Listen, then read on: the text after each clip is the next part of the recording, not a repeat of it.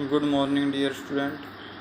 आज हम आपका फिर से कल से बचा हुआ लेसन पॉलिटिकल साइंस का +1 आर्ट का 4th लेसन के कुछ पॉइंट मैंने आपको क्लियर किए थे और कुछ उसके पॉइंट बच गए थे। वीडियो काफ़ी बड़ी हो रही थी अपलोडिंग में दिक्कत आने के कारण, तो आज उन कुछ पॉइंटों को क्लियर कर देते हैं।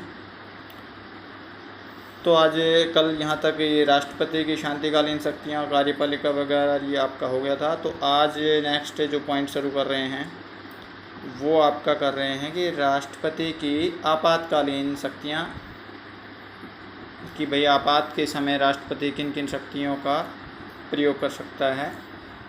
राष्ट्रपति की जो प्रमुख कह सकते हो कि 3 शक्तियाँ हैं, वो अनुच्छेद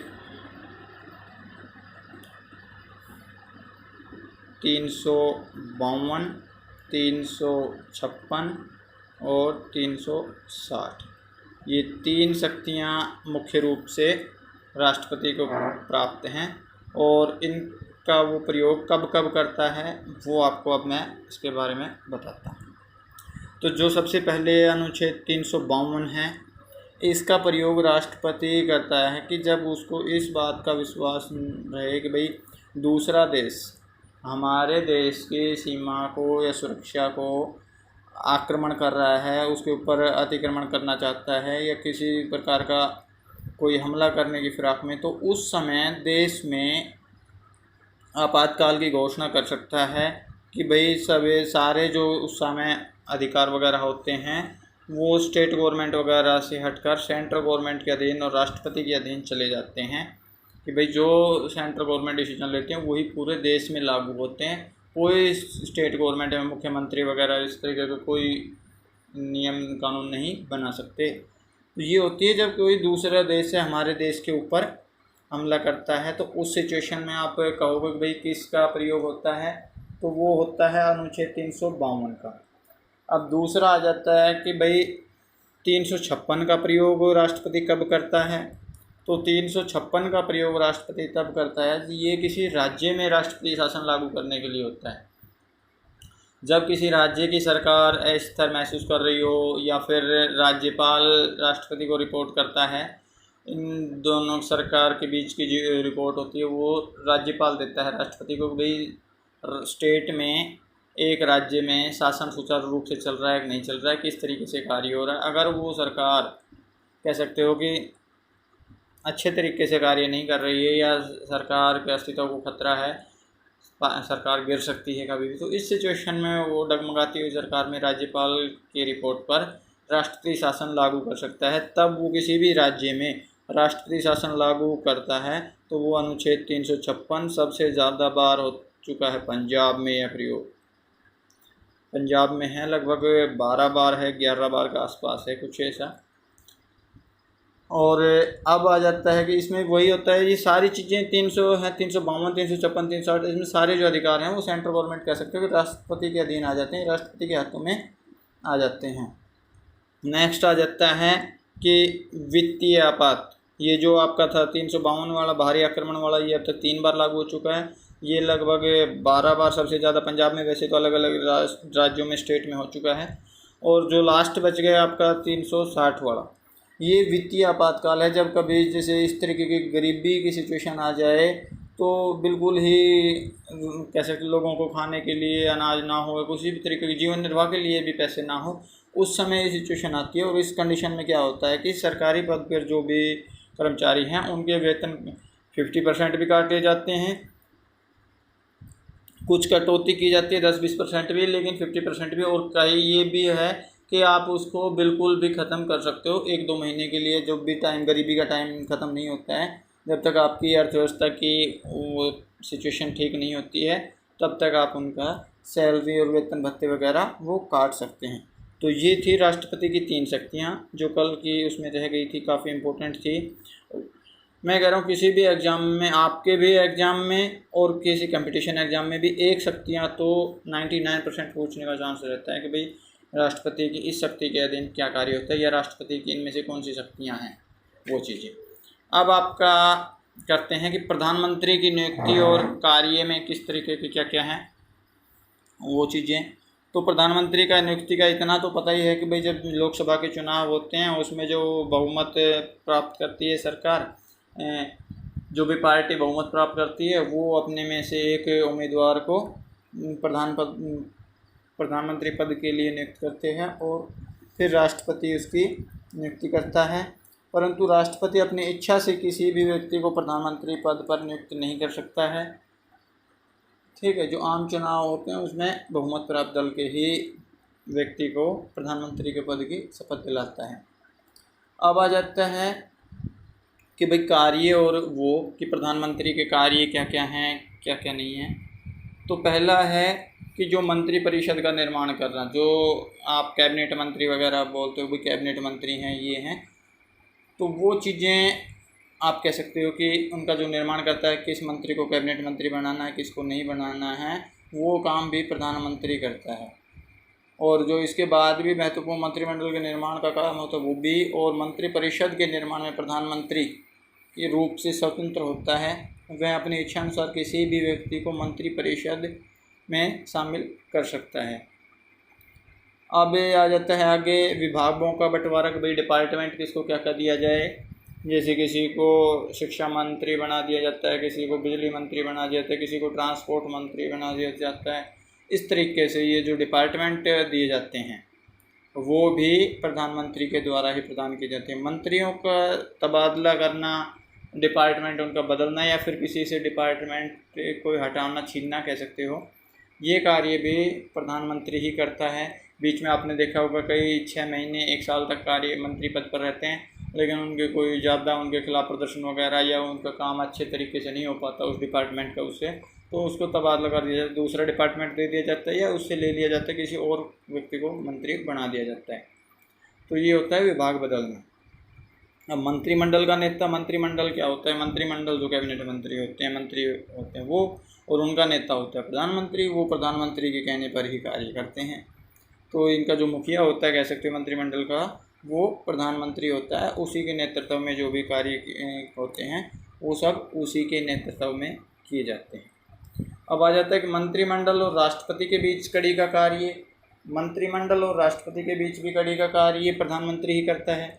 जैसे आपने स्टेट गवर्नमेंट बताया था मैंने अभी पिछले पॉइंट में कि भाई राज्य सरकार और राष्ट्रपति, इसके बीच में जो काम करता है वो राज्यपाल का होता है, राज्यपाल का।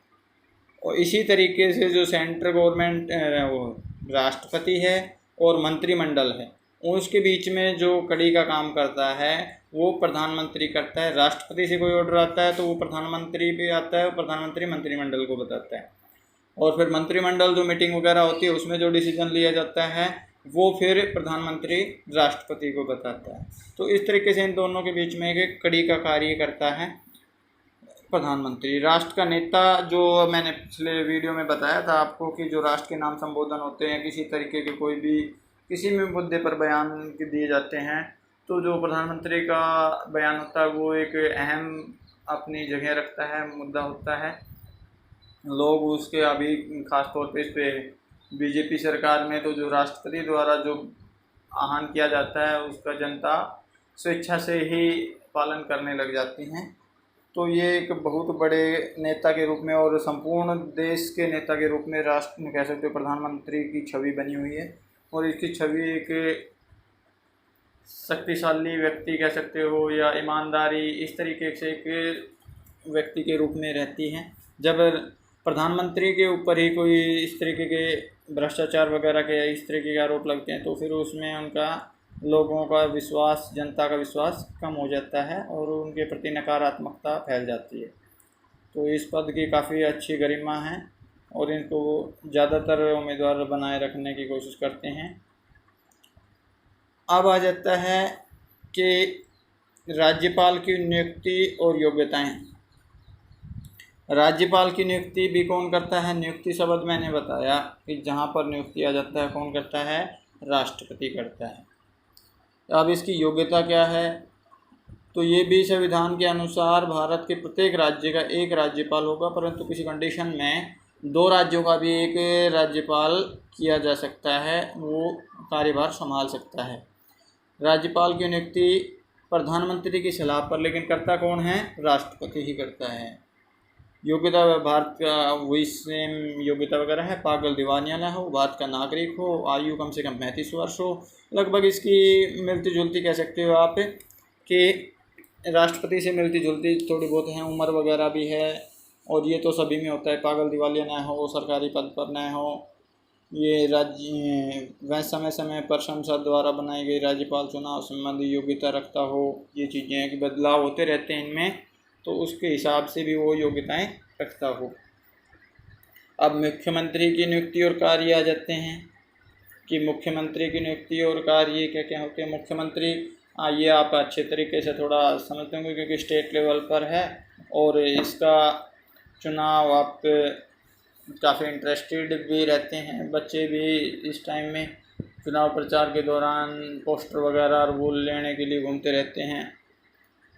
तो मुख्यमंत्री ये होता है कि जब आपके एमएलए के चुनाव होते हैं, एमएलए आपके स्टेट गवर्नमेंट के चुनाव होते हैं, और इनके चुनाव वही चुनाव आयुक्त ही कराते हैं, लेकिन जो बहुमत जिस पार्टी को बहुमत आता है उसमें से एक नेता को चुन लिया जाता है मुख्यमंत्री पद के लिए, और फिर उसकी नियुक्ति राज्यपाल कह सकते हो कि उसकी शपथ दिलाता है उस मुख्यमंत्री को।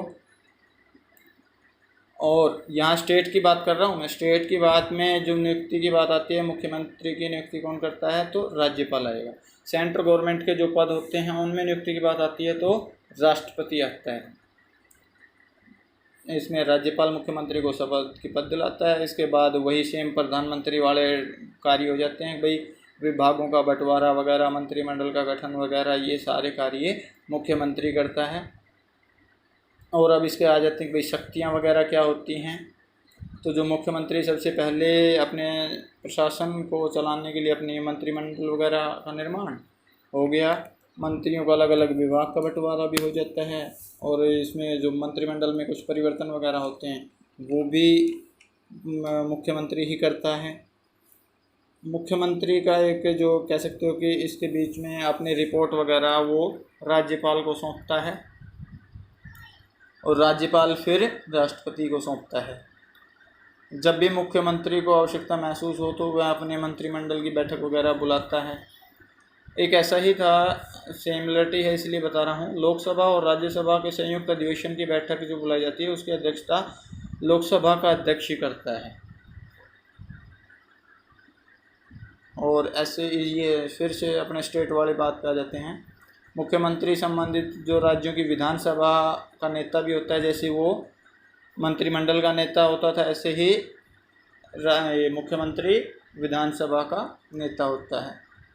और ऐसे जैसे राष्ट्रपति भंग कर सकता था, ऐसे मुख्यमंत्री को विधानसभा भंग करने का भी अधिकार है। वो लोकसभा को भंग करता था प्रधानमंत्री की सलाह पर, और यहाँ स्टेट गवर्नमेंट में मुख्यमंत्री भंग करता है। बस यही चीज़ें थी। अब सुप्रीम कोर्ट के मुख्य न्यायाधीश वगैरह का इनका जब तक भी शपथ कौन दिलाता है, ये राष्ट्रपति नियुक्ति करता है। लोकसभा में कितने 2 सदस्य मनोनीत करता है राष्ट्रपति, और राज्यसभा में 12 करता है। तो इस लेसन में लगभग यही था।